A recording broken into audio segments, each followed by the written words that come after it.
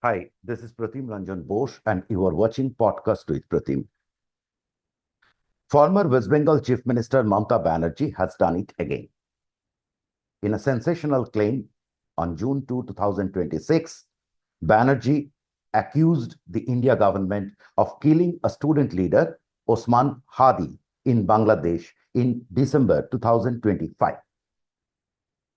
Mamata Banerjee did not take name of the victim or the time, but she said, and here I quote in Bengali, কাকে দিয়ে খুন করিয়েছেন আমি জানি.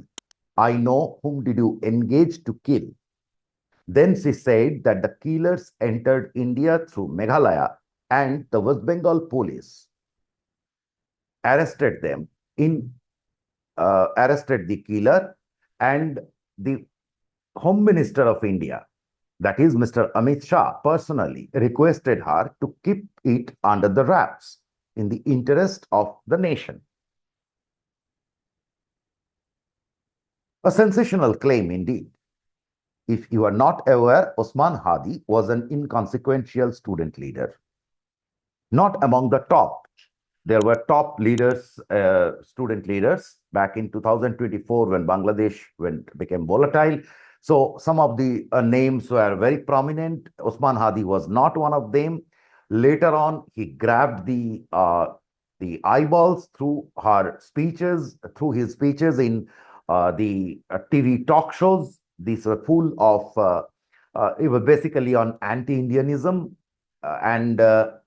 and created that was a time during Muhammad Yunus rule. So anti-India sentiments were sailing high. So Osman Hadi was one of them. And, whatever you can talk will get you some eyeballs. So that's it. So back in 2025 December, Osman Hadi was preparing to contest from a Dhaka seat, which is the domain of a BNP heavyweight, Mirza Abbas. And the election schedule was not yet announced, but it was clear that the election would be happening sometime around February. And on one afternoon, Hadi was killed. After that, the police kept changing its statements about the killing, this, that. But something exceptional happened is in the way that the Islamists tried to use the opportunity to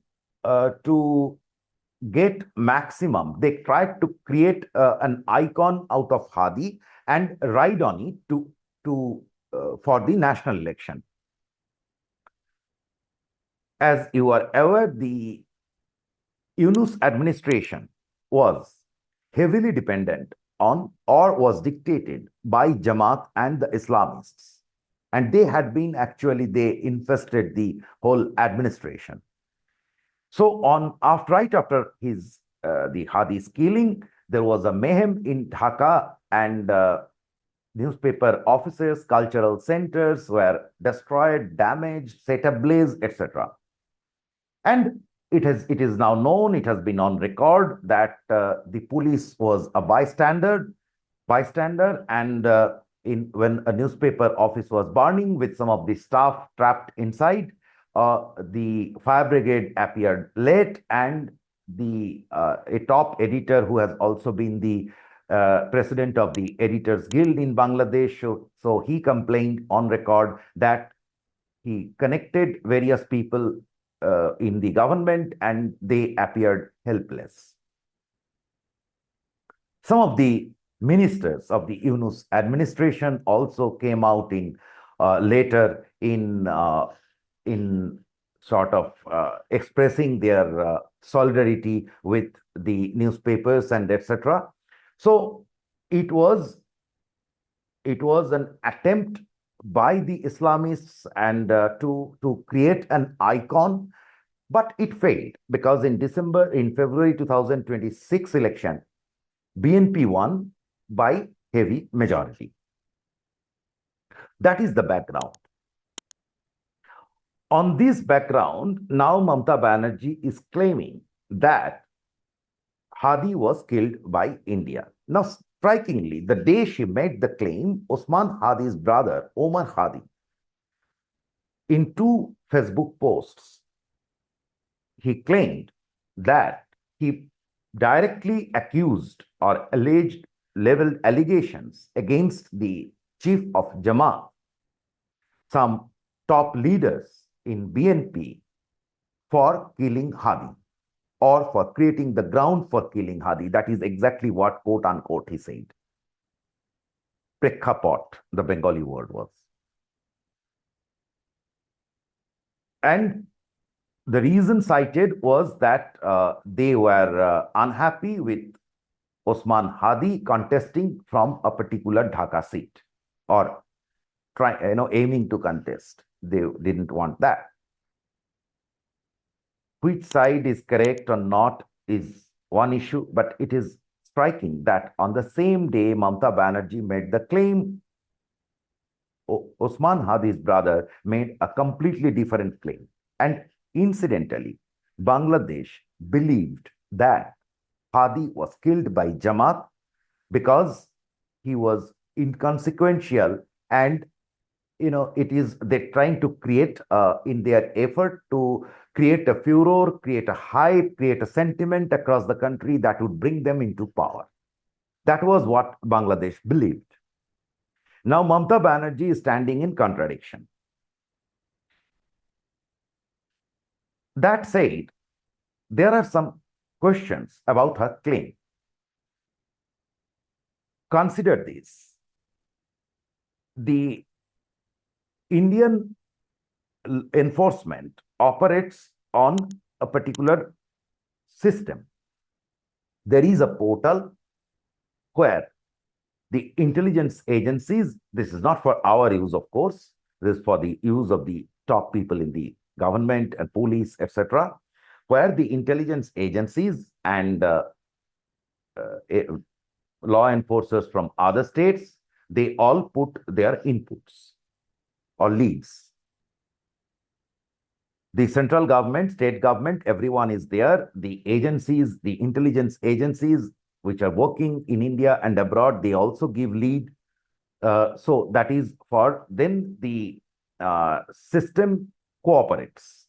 That is the situation. In this portal, Bangladesh is also allowed to give their input, or their inputs are also added into this portal.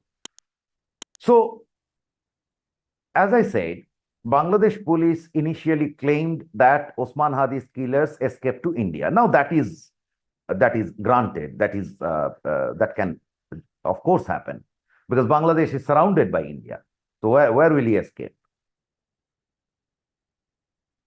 But the basic issue is about Mamata's claim that it is India who killed Hadi. Kake diye khun koriyechen jani. That is what she said. Now, she said that the killers escaped Bangladesh and entered India through Meghalaya. From Meghalaya, they crossed over to Assam, which is a BJP ruled state, and before entering West Bengal. That is the route. So the issue that arises is who tipped off the West Bengal Police Special Task Force about the movement of the criminal. It has to be the state agencies, either the state agencies of Assam and Meghalaya or the central agencies. There are at least 3 central agencies who work, so they also pass the lead because final arrest has to be made by the police, unless it is a very unless it is a terrorist who is unless it is an NIA arrest, National Investigating Agency, they go after only the terrorists. So that is why they pass the lead to the police. The question, therefore, is who tipped West Bengal police or West Bengal government about the movement of Hadi's killer? Mamata did not say it. Now, it is unthinkable that Assam government, see, beyond this portal or beyond whatever is seen, there can also be informal exchange of information within India, between the central agencies, between the state agencies, etc.